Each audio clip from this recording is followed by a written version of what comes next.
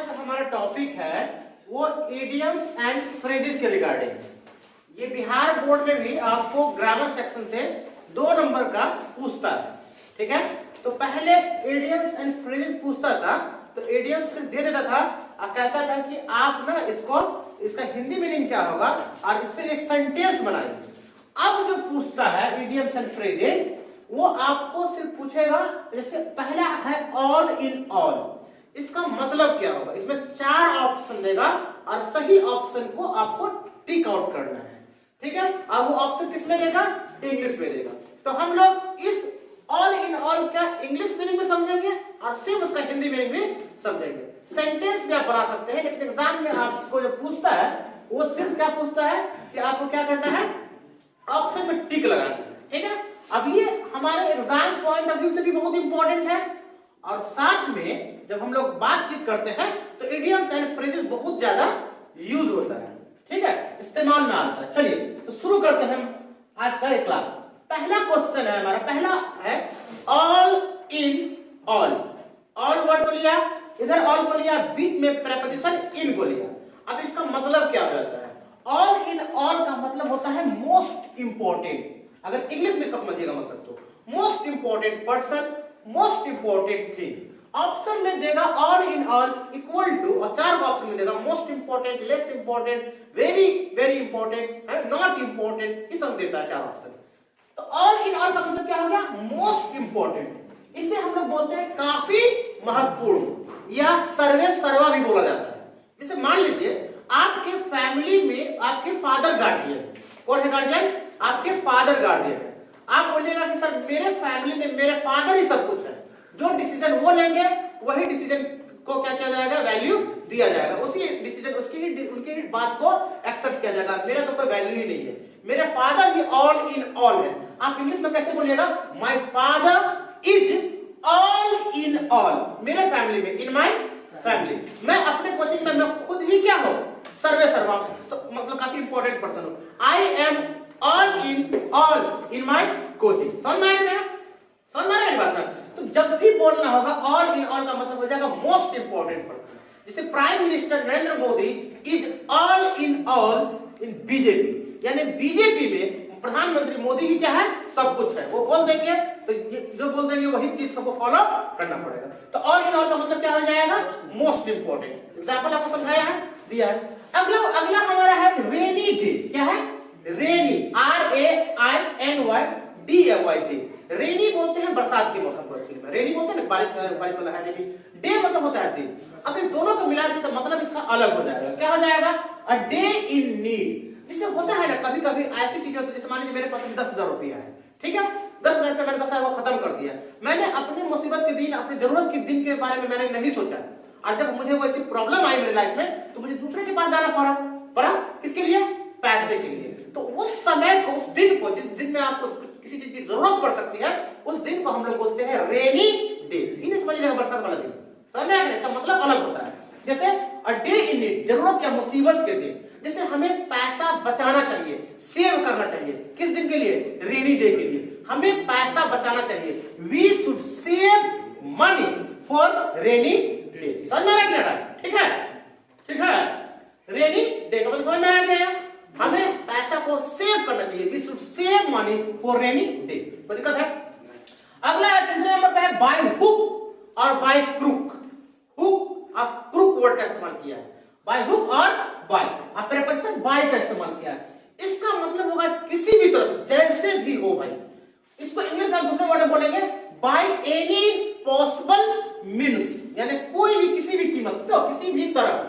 जैसे तुम्हें ये प्रोजेक्ट किसी भी तरह से कंप्लीट करना है, you have to complete this project by hook और बाय क्रूक। तुम्हें जैसे हो, हम नहीं जानते, तुमको होमवर्क करना है, जैसे तैसे किसी भी तरह होमवर्क करना है, you have to complete homework by hook और बाय क्रूक। तो बाय हुक और बाय क्रूक का हम कब इस्तेमाल करते हैं? जब हमें किसी भी तरह से दिखाना पड़ता है, किसी भी तरह से किसी काम को हमें क्या करना है, पूरा करना है। तो बाय हुक और बाय क्रूक। सर 10 बजे वहां पहुंचना है, जैसे हो वैसे पहुंचना है, जैसे तैसे वहां 10 बजे पहुंचना है। I have to reach there by hook और बाय क्रूक। तो ये बाय हुक और बाय क्रूक में ऑप्शन क्या मारिएगा?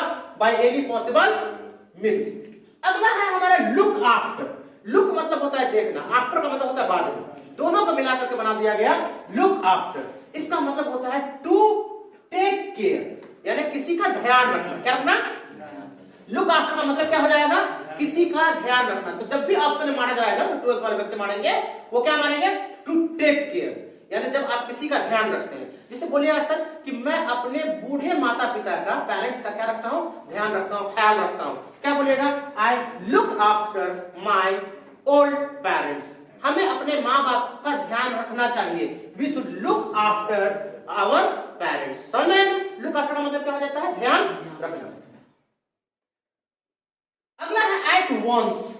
एट वंस का मतलब होता है इंस्टेंटली, यानी तुरंत। कोई ऐसा काम जिसे हम करते हैं बिना सोचे समझे कर लेते हैं, उसी को हम लोग बोलते हैं एट वंस। बिना सोचे समझे कुछ कर लेना, एट वंस बोलते हैं। अगला वर्ड है रेड लेटर डे। ये है आपका अगला है रेड लेटर डे, यानी एन इंपॉर्टेंट डे, यानी वैसे दिन के लिए हम इस्तेमाल करते हैं जो आपके लाइफ का इंपॉर्टेंट डे है। इसे मान लीजिए आप 11 जुलाई को पैदा हुए, 10 जनवरी को पैदा हुए, है ना? तो 10 जनवरी को आप अपना बर्थडे सेलिब्रेट करते हैं, तो आप क्या बोलेगा sir? 10 January is a red letter day of my life. मेरे जिंदगी का जो 10 जनवरी है वो एक इंपॉर्टेंट दिन है। आप किसी दिन आपने बहुत अच्छा एग्जाम क्वालिफाई कर लिया, किसी बेहतरीन एग्जाम को क्वालिफाई कर लिया, आप उसे हमेशा याद करते हैं कि वो क्या दिन था सर, वो दिन वो दिन मेरे लिए कैसा दिन था? Red letter day. तो red letter day is equal to an important day, महत्वपूर्ण दिन। अगला है हमारा एप्पल। एप्पल से जुड़ा हुआ तीन आएगा, एक एप्पल से ये, एक एप्पल से 8वां, एक एप्पल से 11वां। अगर साथ ही लिखना चाहिए था Apple of discord. Apple of Discord, DISCORD। इसका मतलब होता है बोर्ड ऑफ कंटेंशन। ऑप्शन के लिए बता रहा हूं, हिंदी मीनिंग इसका होता है झगड़े का जड़। कोई भी चीज, अब ये एप्पल मतलब सेब मत समझ लीजिएगा, समझना है कि सेब का जड़। Apple of discord equal to bone of contention. Contention झगड़े को बोलते हैं, झगड़ा। बोन बोलते हैं हड्डी को। झगड़े के जड़ को इंग्लिश में बोला जाता है, फ्रेज में अगर आप इस्तेमाल कीजिएगा तो बोन ऑफ कंटेंशन बोलते हैं, बोन ऑफ कंटेंशन। जैसे बोलेगा सर दिस प्रॉपर्टी, यही प्रॉपर्टी सर झगड़े का जड़ है, इसीलिए मर्डर हो गया 2 आदमी का। ये प्रॉपर्टी ही झगड़े का जड़ है। This property is Apple of Discord. जब हम लोग बातचीत करेंगे और कभी हमें ऐसा बोलना पड़े कि सर यही प्रॉपर्टी, यही बाइक जो है सर झगड़े का जड़ है, this bike is Apple of Discord. समझना है क्या? या तो खा सकते हैं, क्या सकता है। 2 बार पढ़िएगा, सेंटेंस बनाएंगे, याद हो जाएगा। और जो 12th वाले बच्चे हैं उसको सिर्फ याद रखना है apple of discord equal to bone of contention. Hindi में नहीं देगा झगड़े का जड़, लड़ाई का जड़, मारपीट का जड़, ये नहीं देगा, इंग्लिश में देगा बोन ऑफ कंटेंशन। अगला है apple of one's eye. Apple of one's eye, इसको हम लोग बोलते हैं डियर। डियर मतलब क्या था? प्रिय। जिसको आप दूसरे वर्ड में बोल सकते हैं आंखों का तारा। आंखों का तारा। चंदा है तू, मेरा तारा है तू, सबके आंखों का दुलारा है तू। वही एप्पल ऑफ वंस आई, किसी की आंखों का क्या होना? तारा होना। इसको बोलते हैं ना, मैं अपने माँ के आंखों का तारा हूं। इसका मतलब थोड़ी कि आसमान का तारा होता है। उससे बताया गया कि आप आंखों का तारा मतलब आप मम्मी के बहुत प्यारे बेटे हो। समझना क्या है? जैसे मैं माँ के आंखों का तारा हूं, कैसे बोलिएगा? I am apple of my mother's. यहाँ पर किसके आंखों का तारा? मम्मी के आंखों का ना। I am an apple of my mother's eyes, मैं अपने माँ के आंखों का तारा, यानी बहुत प्यार मुझे मेरी माँ करती है। आप ऐसे बोल्ड एक्सप्रेस कर सकते हो। अगला है फॉल फ्लैट। समझना है क्या? वो लोग गांव में बोलता है, कुछ होता है खाया पिया फिर फ्लैट हो गया, एकदम देखिए ना सब पूरा फुल फ्लैट। समझ है? फॉल फ्लैट का मतलब होता है अनइम्प्रेसिव। क्या होता है? अनइम्प्रेसिव। इंप्रेसिव मतलब होता है कि जो आपको जम गया, ओह माय गॉड बहुत अच्छा काम किया, एकदम आपको मतलब सूट किया। इंप्रेसिव। अनइम्प्रेसिव मतलब बेअसर। जैसे मैंने तुम्हें कुछ बोला, अब मेरी बात का तुम्हारे पे कोई असर नहीं पड़ा, तो my speech fail flat on you, यानी मेरे बात का तुम पे कोई असर नहीं पड़ा। फॉल फ्लैट का मतलब होता है बेअसर होना। Give up. गिव अप बहुत बार हम लोग इस्तेमाल करते हैं। गिव अप का मतलब होता है कोशिश ही करना छोड़ दिया। टू स्टॉप एन एफर्ट, छोड़ देना। जैसे कोई बच्चा एग्जाम की तैयारी कर रहा है, कंपटीशन की, और वो क्या किया?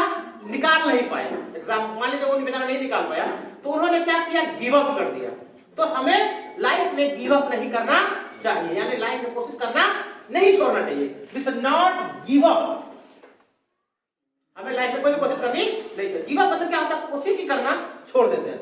Apple pie order, Apple pie order, देखिए इन एन अरेंज्ड वे, किस तरीके से, तो घर में महिलाएं क्या करती है, लेडीज जो होती है वो हर चीज को सजा करके रखती है।